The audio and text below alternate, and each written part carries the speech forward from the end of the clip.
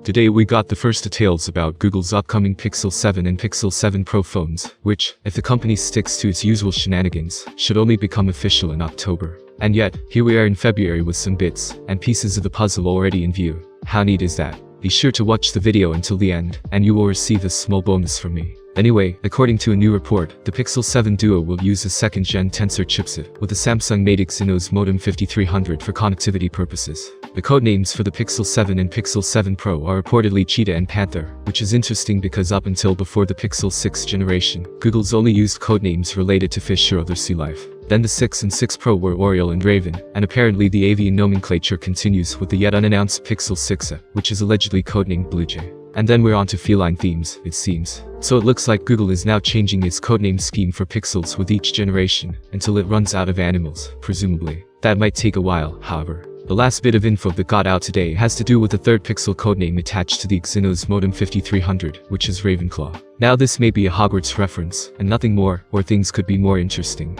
Last year when the first Tensor was under development, Google tested it internally by replacing the Snapdragon 765 and some Pixel 5 units with the Tensor. These models were then codenamed Whitefin, a mashup including White from Whitecapel, the Tensor project's codename, and Fin for Redfin, the Pixel 5's codename. Similarly, the speculation goes, maybe Raven in Ravenclaw refers to the Pixel 6 Pro and Claw is just a feline reference, in which case this would be a Pixel 6 Pro device with Pixel 7 innards, created for testing purposes. Of course, there's plenty of time left before the Pixel 7 generation officially launches, and for things like these to thus get confirmed by further rumors and information, or not. Now let's talk about my bonus in the form of an interesting riddle.